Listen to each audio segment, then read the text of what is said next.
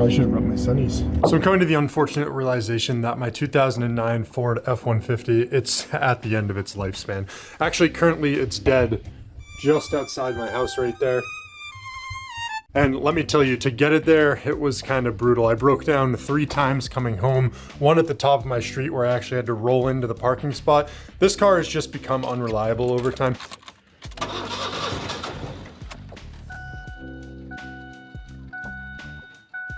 But it has gotten me through so much stuff. I mean, the entire renovation of my duplex, you guys had seen me drive the car back then. Like, this thing has been around for a super long time.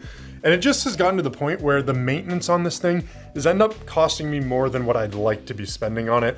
So I had 2 options. I could sell it and get a new car, or I could sell it and just become a 1-car household. And when I looked at the numbers at the end of the day, what I found was, well, really shocking to me. So let me talk about why this decision is hard for me personally, okay? And here's the thing that nobody really wants to talk about. Honestly, I mean, a paid off car is not free. So my truck, yes, it's paid off. It has been for a while, but it still has insurance costs. It has registration, fuel, and what now is shaping up to be a significant repair bill. See, the car not having a monthly payment doesn't mean that the car costs nothing. But here's the competing reality to what we're facing. Replacing it is also expensive. Even going used, you're looking at a market that got completely distorted during the pandemic when new car inventory dried up and used car prices shot to near new all-time high levels. So prices have come down just a little bit from those peaks, but they haven't reset to where they were before. And if you're financing, you're paying double-digit interest rates on, a vehicle that's already depreciated. Now, if you're watching a channel like this, you probably already understand that owning a car outright is definitely what you want to do. You don't want to take out a loan on this and shoot yourself in the foot. So at this point, you're kind of in an uncomfortable middle ground where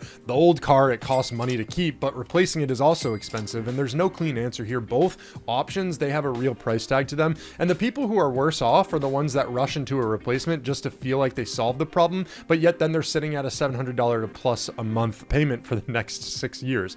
It's the hidden cost stack that is what kills people here. It's not just the car payment, it's all the insurance going up because now you have a newer vehicle, more requirements that you have, it's full coverage replacing liability only, it's higher registration costs because the car is a higher assessed value for you. All of that stacks on top of each other, and suddenly $600 a month car payment is actually $900 a month all in, and that's a significant lifestyle expense, and most people don't model it out before they sign anything. So here's the thing with all of this. This could just be a battery issue, and then I don't have to worry about any of this stuff. I could figure out what I want to do. And honestly, if it is just a battery issue, I might as well just fix that. And honestly, I've been leaning towards offloading the truck and selling it. Now I could roll that into other big expenses that I have coming up that I don't necessarily need to save for if I just get the large chunk of money from the truck. But I'm hoping that's the case. I don't know what's gonna happen. And I didn't realize, but there's a little hack that you can do with AAA in a situation like this. So one thing that I didn't really know about that I'm going through right now is that I've been a AAA member for 3 years. Highly recommend for anybody who travels, uses their car in general.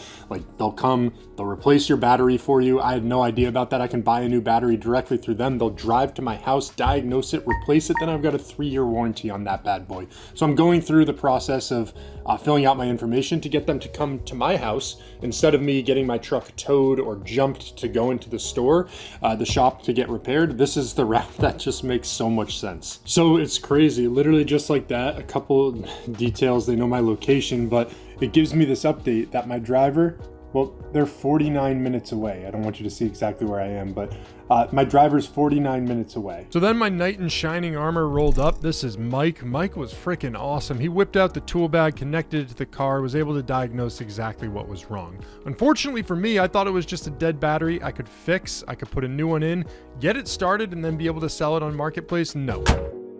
All right, so that completely flopped. Back to square one. I gotta take this into the body shop and figure out what the heck's going on. Hey Dana, this is Dalton calling, just seeing if you had a chance to check out the truck quite yet. The alternate is the problem, that's why it's not charging. There's an exhaust leak on any tried up.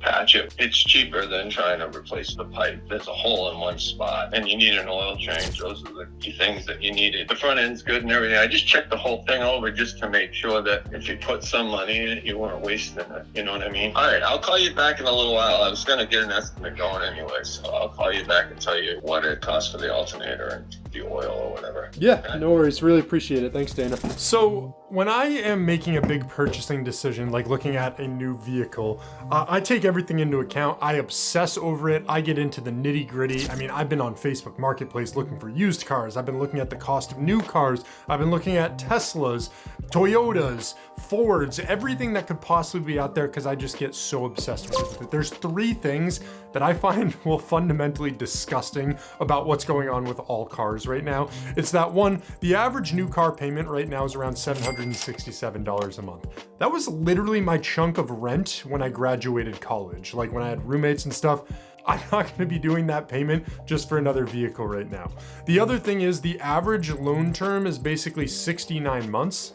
Nice, but yet that's almost 6 years. So I'd be tacking on this payment for 6 years.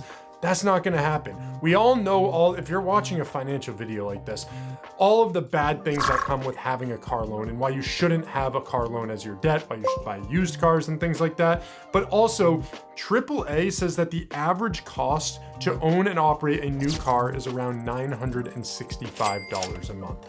That is freaking insane.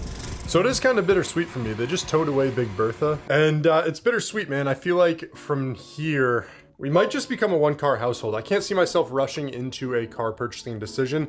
Basically, my timeline on these things right now is I'm getting married next year, the beginning of next year, and around March time. We're also thinking about moving states. Like, there's so many things up in the air where it just feels like if I rush into buying a car right now, it's not the right decision. And then when I look at the numbers, let me pull a Van Gogh and paint you a picture here. I bought this truck outright for 15 grand many years ago. Gotten more than my fair use out of this thing. I've overhauled it. I have like just absolutely beaten this thing down through the renovation and through everything I've been piling in this truck.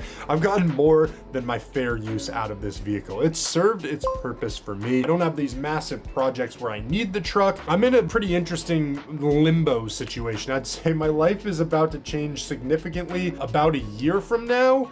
And in the interim, I'm kind of sitting here and I just don't want to fumble the bag. The other thing that's really cool is I'm going to take away the insurance cost for insuring the vehicle, myself driving it, all the gas that was going into it, which honestly wasn't that much, but I'm going to be able to take that, which I think every 6 months was about $600, plus any other associated things with it, anything I was about to burn on fixing it. And I could just invest that into the stock market at an average annual return of 10%, all the stuff that I talk about on this channel. But I'm way more inapt to become, more into the market, start investing more. And that's what really fires me up is this situation right now, especially over the next year or so. It's just going to help me save even more money. I'm all about optimizing, saving more, and really just trying to structure out, hitting that financial freedom number. Hey, hi. I was going to say the alternator is the issue, and I got one fairly cheap. I think the only other thing on the top of my head is I probably do need a new battery, potentially. That one was pretty old. On the AAA thing that they used, I think it said it had 13% life, so I don't know if you'd see anything different or not, but that's just what I kind of knew from before. Okay, let me check that for you. I mean, yeah, that's pretty reasonable. It's cheaper than I thought the bill would be for the truck, so I think it probably makes sense to go forward if that gets it back on the road. I'm just trying not to sink all that much into it. Like, I potentially might try to sell it. That'll get you back on the road, and then you can make the decision from there. Absolutely. I think it's a smart move because I found a cheaper alternator and things like that to try and save you as much as I could, Okay, cool. Yeah, sounds great. Really appreciate you helping me out here too. I'll get a hold of you. I'll text you or call you as soon as I get it done. I'm going to order up the part right now. So it's a lot cheaper than I thought it was going to be, but still, like, given where I'm at with that truck, it's old. It has been having issues.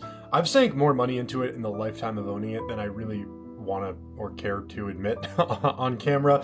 At least between, $3 to $8 grand, I think, at this point. And I think it's just time. Oh, hey. Oh. And this is why Dalton likes a truck.